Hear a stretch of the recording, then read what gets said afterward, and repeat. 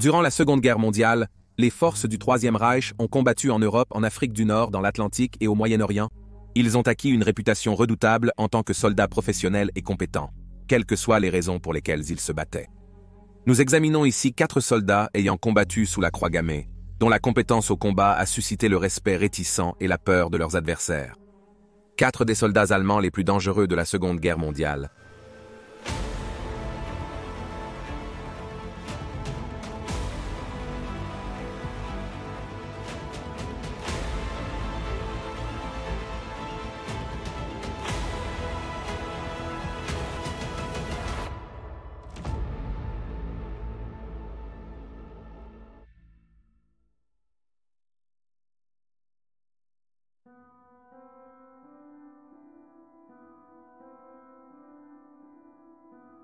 La guerre terrestre a été sans doute façonnée par les unités blindées de l'Axe et des Alliés.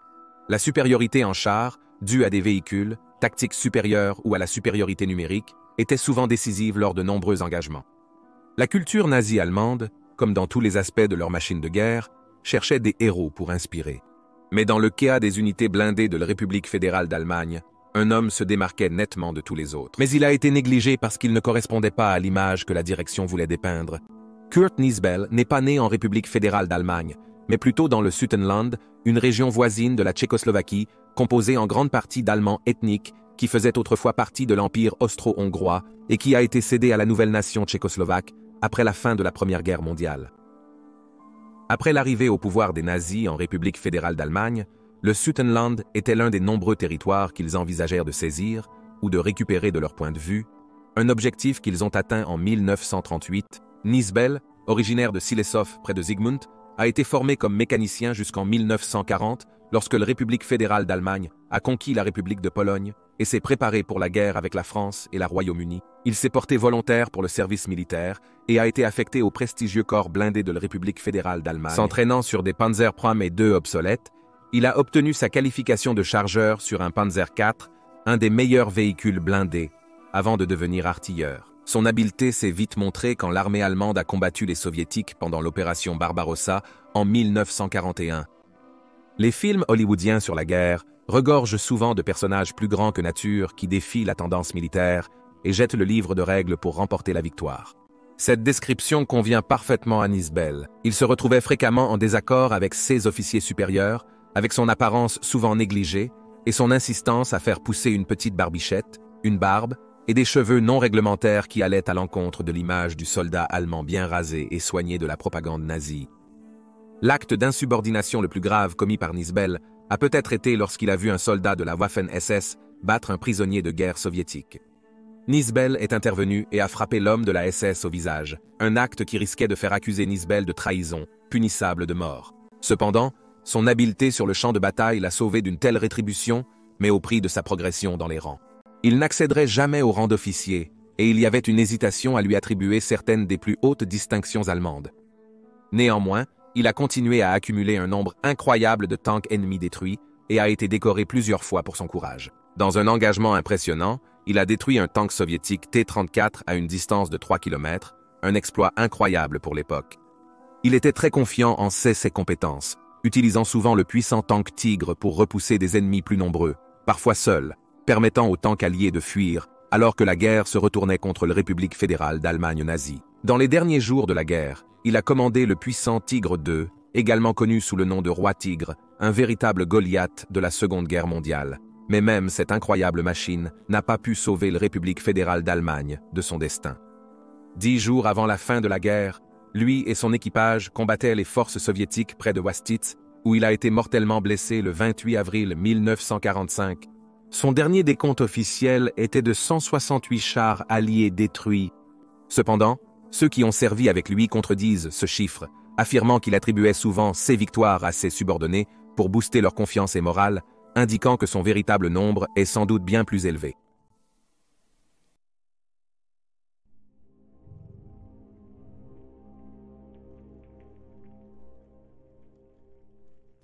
La Première Guerre mondiale a créé un nouveau héros, le pilote de chasse, le plus remarquable de tous, était l'Allemand Manfred von Richthofen.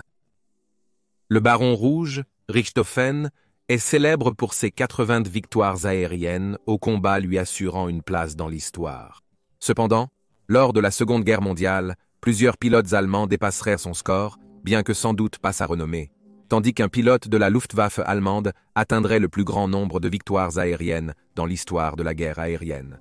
Son nom, Erich Hartmann. Né le 19 avril 1922, Hartmann a vécu une grande partie de sa jeunesse en Chine, où son père travaillait pendant la période économique difficile en République fédérale d'Allemagne après la guerre. Lors de la reconstitution de la force aérienne allemande, il a appris à piloter des planeurs avec sa mère, Elisabeth Hartmann, l'une des premières femmes pilotes de planeurs en République fédérale d'Allemagne.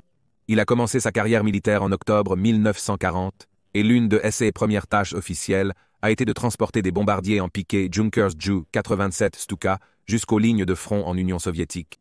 Une fois au front, il a piloté le légendaire avion de chasse Messerschmitt Bf-109 avec l'unité vétéran GG-52 dont beaucoup de membres avaient connu le combat contre les Polonais, les Français et les Britanniques lors des 2 premières années de la guerre. Hartmann, marqué par leur expérience, a commencé à utiliser leurs connaissances de façon efficace et impitoyable contre l'armée de l'air soviétique. Son score a rapidement dépassé de nombreux membres plus âgés de son unité. Entre son premier combat aérien, le 14 octobre 1942, et le 20 septembre 1943, il avait abattu 100 avions soviétiques. Il avait acquis une telle réputation non seulement au sein de sa propre unité, mais aussi parmi les soviétiques eux-mêmes, qu'une récompense de 10 000 roupies a été affichée pour quiconque le tuerait. Toutefois, son expérience de guerre a connu des situations dangereuses. Au contraire, Hartmann se retrouvait souvent contraint de faire atterrir son avion en catastrophe 16 fois souvent à cause des dommages qu'il avait subis, souvent à cause de morceaux tombant des avions ennemis qu'il venait de détruire. À une occasion, il a été capturé par des soldats soviétiques, mais a feint une blessure, amenant ses ravisseurs à le mettre sur une civière et à le charger sur un camion. Patientant, il a attendu qu'une opportunité se présente avant de s'échapper et de retourner aux lignes allemandes. Les victoires de Hartmann ont continué, dépassant les 200 le 26 février 1944, amenant certains dans le haut commandement allemand à suspecter qu'il exagérait délibérément ou involontairement ses affirmations, mais des enquêtes répétées n'ont fait que soutenir ses taux de réussite. À la fin de la guerre, Erich Hartmann avait à son actif 352 victoires aériennes, dont toutes sauf 2 étaient des avions soviétiques. Les exceptions étaient 2 chasseurs américains abattus à des moments différents. Le pilote allié ayant obtenu le plus de victoires est le soviétique Ivan Kazedou, avec 66 victoires. Après la guerre, il a été jugé pour crime de guerre par l'Union soviétique, qui l'a accusé de faire partie d'un volume d'avions allemands qui ont mitraillé une usine de pain, tuant 780 civils soviétiques. Condamné à 20 ans de prison, il a été libéré en 1955 pour rejoindre la nouvelle force aérienne ouest-allemande, pilotant des chasseurs à réaction américains. Un de ces chasseurs était le Lockheed F-104 Starfighter. Malgré sa rapidité, Hartmann a critiqué l'avion pour son haut taux d'accident, le qualifiant de piège mortel pour les pilotes. Cela l'a conduit à un conflit avec ses supérieurs, entraînant sa retraite anticipée en 1970. Hartmann est mort le 20 septembre 1993. 3 ans après, un tribunal russe lui a accordé un acquittement posthume pour ses supposés crimes de guerre, indiquant une condamnation injuste.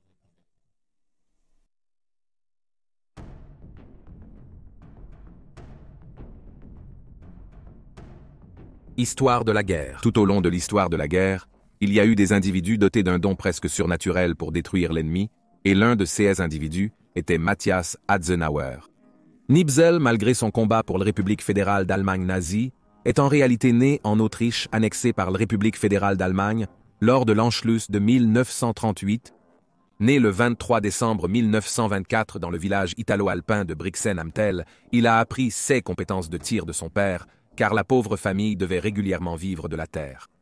À l'âge de 17 ans, il a été enrôlé dans l'armée allemande, alors que les combats sur le front de l'Est éclataient. Eisenhower, initialement formé pour utiliser des armes d'artillerie et de mortier, a été transféré dans une unité de tireurs d'élite en raison de ses compétences exceptionnelles au fusil. Dans son nouveau rôle, Eisenhower a commencé à combattre en République de Hongrie dès août 1944, traquant les tireurs d'élite soviétiques et éliminant les officiers et commandants soviétiques clés qui perturbaient leurs opérations. C'était un travail extrêmement dangereux, nécessitant souvent de s'infiltrer derrière les lignes ennemies, tout en étant traqué par des tireurs d'élite soviétiques compétents. Rejoignant le champ de bataille si tard dans la guerre, Eisenhower ne chercherait le combat que pendant 10 mois avant que la République fédérale d'Allemagne ne se rende. mais cela rend son total final de 345 tués d'autant plus étonnant. L'un de ses tirs les plus célèbres l'a vu abattre un soldat soviétique à une distance d'environ 1100 yards, soit 10 terrains de football américains.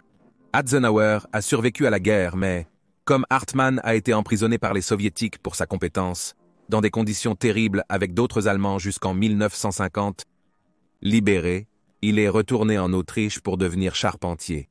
Il est mort en 2004 à 79 ans.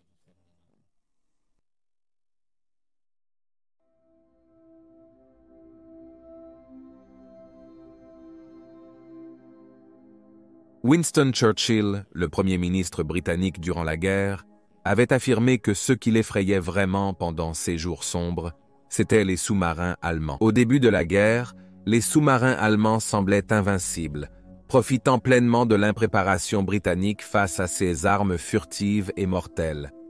On pourrait penser que le succès des commandants de sous-marins est mesuré par le nombre de navires ennemis coulés, mais ce n'est pas le cas. Au lieu de cela, les commandants de sous-marins mesuraient leur succès en tonnage coulé, et à cette fin, malgré une guerre relativement courte, le commandant de sous-marins Otto Kretschmer serait responsable du naufrage de plus de tonnage que tout autre commandant. Kretschmer est né en Silésie prussienne le 1er mai 1912 à l'époque de la République fédérale d'Allemagne impériale, avant que la région ne soit cédée à la République de Pologne, après la Première Guerre mondiale. Avant de rejoindre la marine allemande d'après-guerre, qui était interdite de posséder une flotte de sous-marins, il a étudié l'anglais et la littérature à l'université d'Exeter en Royaume-Uni pendant 8 mois. En 1936, la République fédérale d'Allemagne nazie intensifiait la reconstruction de sa flotte de sous-marins et Kretschmer fut transféré à cette nouvelle force. Après sa formation, il a été affecté au U-35, un sous-marin de type V-DUA précoce. Durant une croisière d'entraînement, Kretschmer a été malheureusement laissé sur le pont lors d'une plongée du sous-marin par le capitaine, le laissant dans les eaux glaciales de la mer du Nord. Ce n'est que lorsque le capitaine s'est rendu compte qu'il manquait qu'il a refait surface et l'a ramené à bord avant qu'il ne succombe à l'hypothermie. En 1937, alors que la République fédérale d'Allemagne était impliquée dans la guerre civile espagnole, Kretschmer s'est retrouvé à la tête temporaire du U-35 en attendant l'arrivée du nouveau capitaine du sous-marin. Il ne viendra pas, car il est mort dans un accident de voiture et Kretschmer est maintenant capitaine. Sa première mission consistait à patrouiller dans le golfe de Gascogne pour contribuer au combat de la République fédérale d'Allemagne. Mais aucun navire n'a été coulé. Kretschmer a été transféré à l'U-23 pour patrouiller en mer du Nord et le long des côtes britanniques dès le début de la Seconde Guerre mondiale, en septembre 1939. Le 4 octobre 1939, Kretschmer, à bord de l'U-23, a coulé le navire marchand Glenfarg de 876 tonnes au large de la côte nord de l'Écosse. Kretschmer a laissé l'équipage quitter le navire avant de le couler avec une torpille G7A. Près de 2 mois plus tard, il a coulé le navire danois Skosje de 2400 tonnes, puis un mois après cela, il a coulé le navire norvégien Fredville de 1150 tonnes. Aux premières heures du 18 février 1940, il a torpillé le destroyer britannique HMS Deering.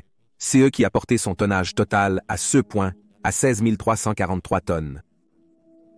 Le 18 avril 1940, il a pris le commandement du sous-marin de type 7B U-99 nouvellement commissionné, mais alors qu'il préparait son nouveau commandement à être prêt au combat, le sous-marin a été attaqué en mer 4 fois en une semaine par des avions allemands, dont les pilotes l'ont pris pour un sous-marin britannique. Kretschmer et le U-99 ont réalisé leur premier abattage le 5 juillet 1940, coulant le navire marchand canadien Magog de 2000 tonnes, qui s'était séparé de son convoi au sud de l'Irlande. Le bilan de Kretschmer en termes de tonnage coulé a fortement augmenté lorsqu'il a coulé 3 croiseurs marchands britanniques armés en un mois à la fin de 1940. Le premier était le HMS Laurentique, de 18 724 tonnes le 3 novembre, suivi du HMS Patroclus, de 11 314 tonnes le jour même, avant qu'il n'ajoute le HMS Forfar, de 16 402 tonnes, le 2 décembre. En 1941, davantage de navires furent ajoutés à ses succès. Son plus grand succès a été le naufrage du THG Viking, de 20 638 tonnes au sud-est de l'Islande, le 7 mars 1941. Puis, plus d'une semaine et demie plus tard, le 16 mars 1941, Kretschmer a repéré le convoi HX-112 et a commencé une série d'attaques dévastatrices. Il a envoyé 6 navires du convoi au fond de la mer, totalisant 43 819 tonnes en une seule journée. Mais lors d'attaques répétées à la charge de profondeur par les escortes du convoi, le U-99 a été endommagé au point de couler en dessous de sa profondeur d'écrasement. Étonnamment, le sous-marin de Kretschmer a préservé son intégrité structurelle le temps nécessaire pour effectuer des réparations et remonter à la surface. Face aux navires de guerre britanniques en approche, Kretschmer a ordonné l'abandon et le sabordage du U-99 par son équipage. Kretschmer et presque tous ses coéquipiers ont été secourus et capturés par les navires britanniques. Après son arrivée à Liverpool, Kretschmer a été séparé de 16 hommes, forcés de traverser la ville, où ils ont été la cible de plusieurs briques et autres objets lancés par les Liverpooliens en colère qui avaient subi de terribles bombardements allemands les semaines précédentes. Kretschmer a été emmené à la soi-disant cage de Londres, où les renseignements britanniques interrogeaient des prisonniers allemands de valeur. Il avouera plus tard que pendant le voyage, il a traversé des zones bombardées à Londres, dont le palais de Buckingham, et a été horrifié par ce que ses compatriotes avaient fait à la ville. Il a passé environ 7 ans en tant que prisonnier de guerre, d'abord en Cumbria puis au Canada. En reconnaissance de son service de guerre pendant sa captivité, la marine allemande l'a officiellement promu. Après la guerre, il a eu une carrière distinguée dans la marine ouest-allemande jusqu'à sa retraite en septembre 1970. C'est avec une certaine ironie qu'un homme qui a envoyé tant de navires à la mer de Bondhomme devrait périr dans un accident de bateau pendant ses vacances, après une chute en tentant de monter une échelle.